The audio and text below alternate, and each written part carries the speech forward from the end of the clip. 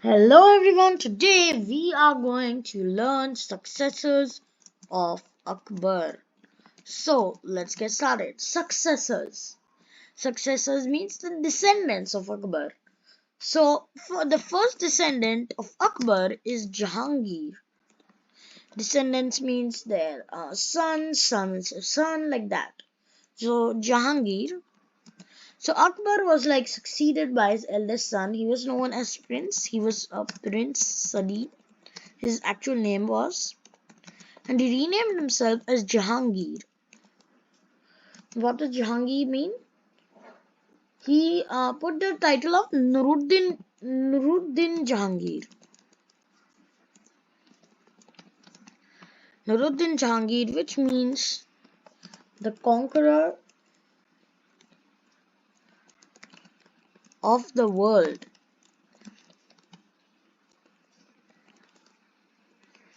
So this is Jahangir's like that.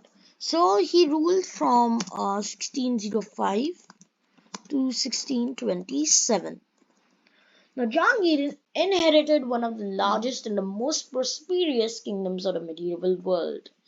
Its foundations were so strong that Jahangir did not have to face any major crisis in maintaining or consolidating his empire. His reign of 22 years was mostly peaceful except for a rebellion. A rebellion by his son Khusrau.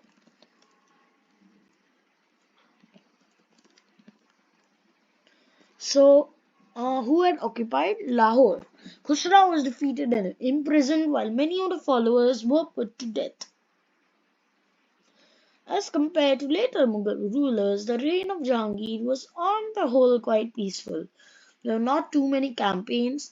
Jahangir strengthened the Mughal rule over Bengal and conquered Kangra and Awadh. In 1613, he sent an expedition against Rana Amar Singh of Mewar,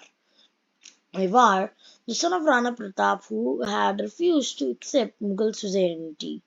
Rana Amar Singh was defeated, but Jahangir treated him with courtesy and allowed him to retain his territory and exempted him for personal attendance in the court.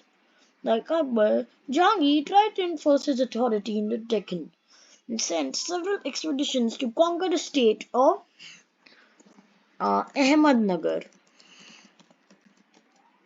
Malik Ambar, the chief minister of Ahmednagar, put up a stiff resistance and occupied all the territories conquered by Akbar earlier. Then he sent an expedition under Prince Khurram.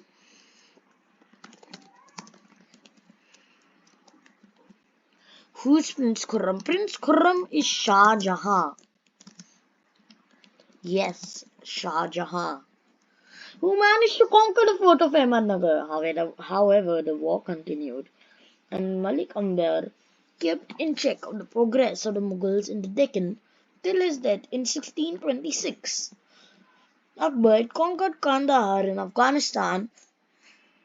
The Shah of Persia captured it in 1622. Jahangir asked Prince Khurram to recover it, but the prince rose in rebellion and refused to go to Kandahar. Thus, Kandahar was lost to the Persians. This was a serious loss to Mughals as Kandahar was important for Indian trade with Western Asia. Besides this, it was easier for the Mughals to defend themselves against attacks from Central and Western Asia from Kandahar.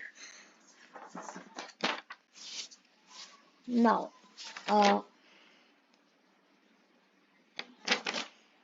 Nur Jahan.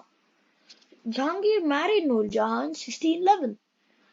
Her original name was Meheruddin Nisa. Meherun Nisa. She was first married to Sher Afghan. Later on, Sher Afghan was killed by Jahangir. After her husband's death, Meherun Nisa married Jahangir, who was much impressed by her beauty and intelligence. Jahangir made her his chief queen and gave her the title of Nur Jahan, meaning the light of the world. She was promoted to the status of Padshah Begum. Jahangir consulted her on all matters. She not only set the fashion in dress and manners in the court, but also looked after the political matters in the state. Once, when Jahangir fell ill for a long period, she took over the administration and became the virtual ruler of the empire. During the last 16 years of his reign, Jahangir left the entire administration in her hands. Finally, she became so powerful that even her coins were issued jointly in the name of Jahangir and Noor Jahan.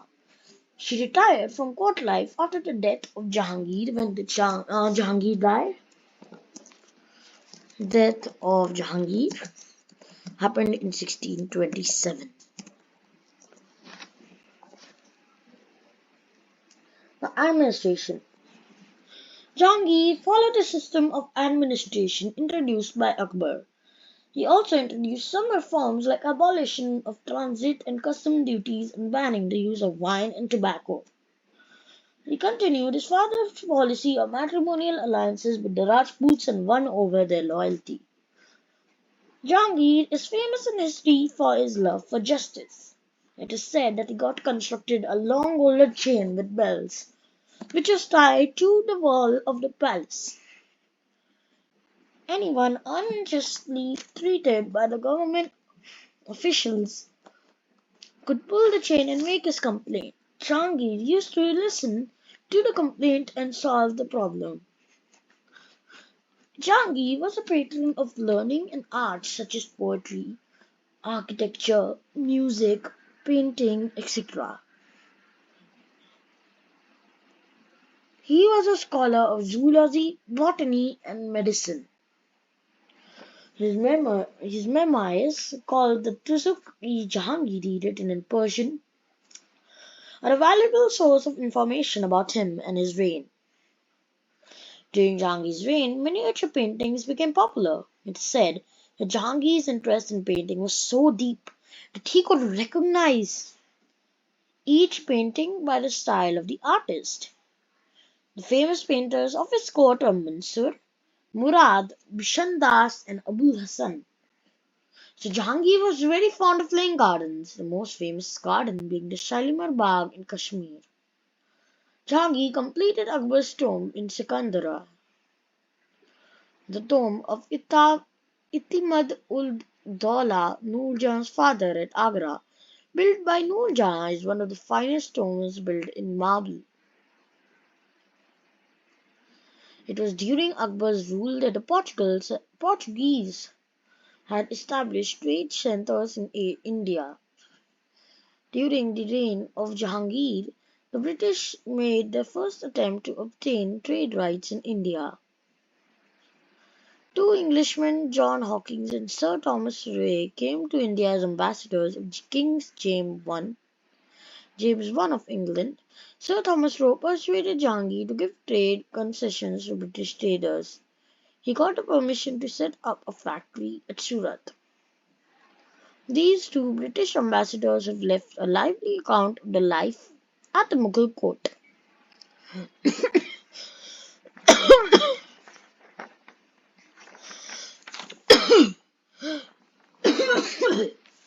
Okay, now we are in Shah Jahan. We are on the topic of Shah Jahan.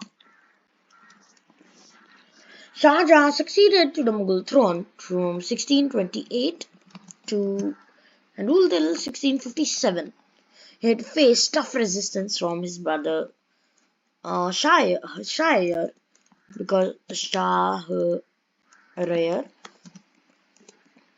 Before ascending the throne, he imprisoned and blinded Shahryar and ordered the execution of several of his nephews who had threatened his position. Besides his brother's rebellion, Shah Jahan had to face rebellions in Bundelkhand and the Deccan. The rebellion of Jughar Singh, the Bundela chief, was put down without much struggle. However, Deccan proved to be a trouble spot for him. The three Deccan states of Ahmednagar, Bijapur and Golconda refused to accept Mughal suzerainty and offered sheltered enemies of the Mughals. Therefore, Shah Jahan thought it was necessary to subjugate these kingdoms. In 1633, annexed Ahmednagar to the Mughal Empire and then subdued the kingdoms of Bijapur.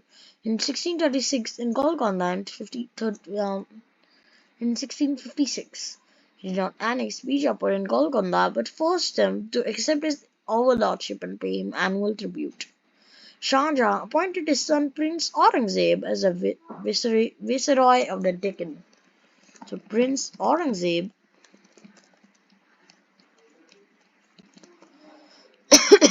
was appointed as the next ruler, and Aurangzeb was his son. Now, after solving the problem of the Deccan, next ruler, no, not the next ruler, the ruler of the Deccan.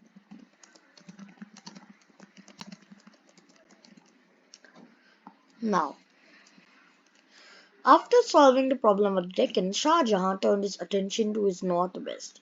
He sent his armies to Baksh and Badakhshan in the defense of northwestern India. He tried to conquer Kandahar thrice, but failed each time, and in the end gave up his attempt. During the reign of Shah Jahan, the Portuguese, who had set up a factory at Hooghly in Bengal, began to create problems. They started piracy in the Bay of Bengal, extracted heavy duty from Indian traders, and indulged in slave trade. Shah Jahan therefore defeated the Portuguese and seized Hooghly. Shah Jahan's reign has been described as the golden period of art and architecture.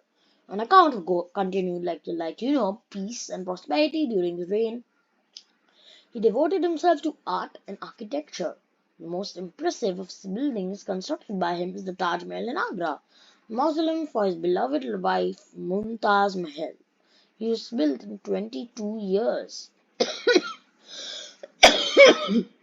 Built in white marble with delicate screens and Pietra Dura inlay work, the Taj is a beautiful combination of Indian, Central Asian, and Persian architecture.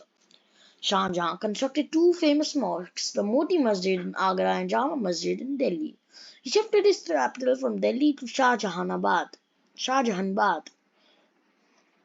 after the death of his wife. Today it is a part of Delhi. At Delhi, he built the famous Red Fort, which has many beautiful buildings like Diwani Am, Diwani Khas, Rang Mahal, and the famous peacock throne studded with precious stones. The ceremonial halls, a public and private audience, were carefully planned. These were set up within a large courtyard and were called as Chihil.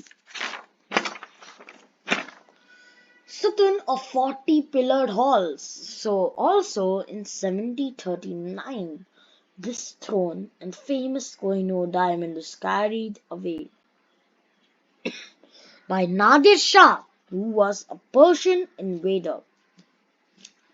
Shah Jahan, he was a great scholar who could converse in Persian, Turkish, and Hindi.